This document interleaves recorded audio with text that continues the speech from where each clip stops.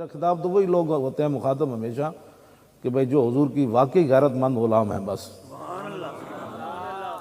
نہ میں ایسے نمازیوں کا قائل ہوں کہ امام مسلم کے پیچھے 36,000 نیت باندھیں اور جب سلام پھرے تو ایک بھی پیچھے نہ کھڑا ہو.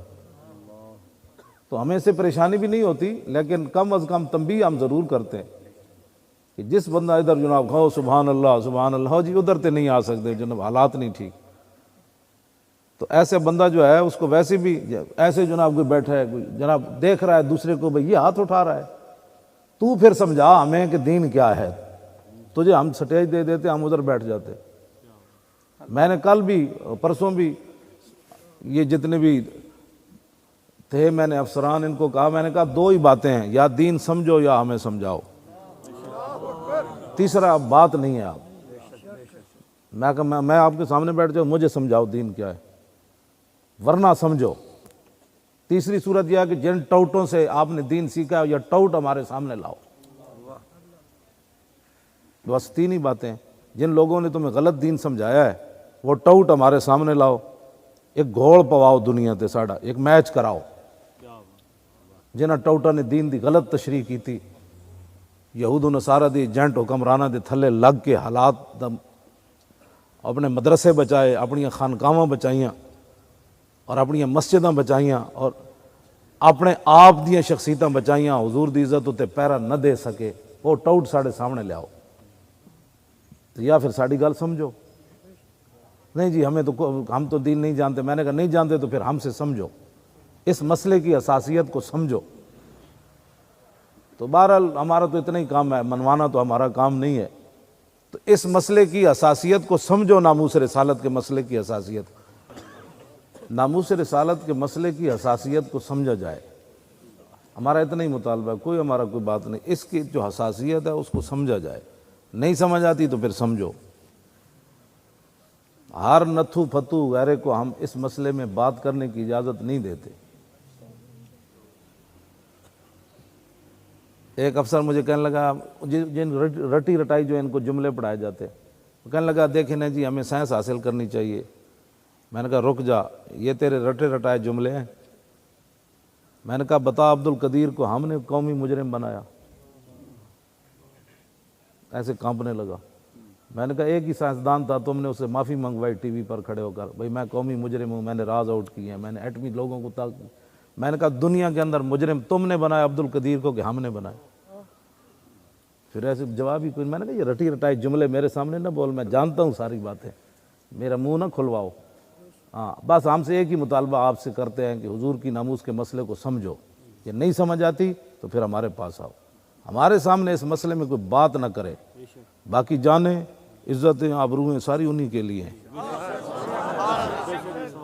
پرچہ کاٹو ابھی جیل بھیجو، ہمارے حاضر ہیں. ہم نے کیا کرنا ہے؟ کوئی ہمیں کسی بات کی پرواہ نہیں ہے. تمہیں کوئی غلط فہمی ہے اس مسئلے میں؟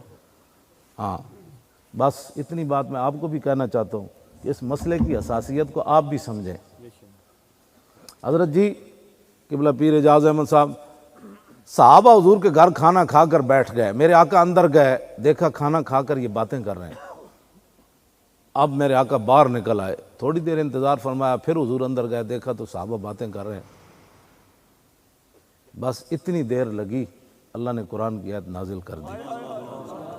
یا ایھا الذین آمنوا لا تدخلوا بیوت النبی الا یؤذن لکم الی طعام غیر ناظرین اناہ ولکن اذا دعیتم فادخلوا فاذا طعمتم فانتشروا ولا مستانسین لحدیث ان ذلکم کان یؤذی النبی فیستحیی منکم واللہ لا یستحیی من الحق. اتنی لمبا قرآن رب نے نازل کر دیا. او میرے محبوب کے گھر آئندہ داخل نہیں ہونا، آئندہ کھانے کا ٹائم ہو تو میرے نبی کے گھر کی طرف بھی نہیں دیکھنا. غیر ناظرین اناہ، کھانے کے ٹائم اناہ کہتے ہیں عربی میں. تو ادھر دیکھنا بھی نہیں ہے کھانے کے ٹائم کے حضور کے گھر کیا پک رہا ہے. دھواں اوپر اٹھ رہا ہے تو کیا پک رہا ہے اس وقت.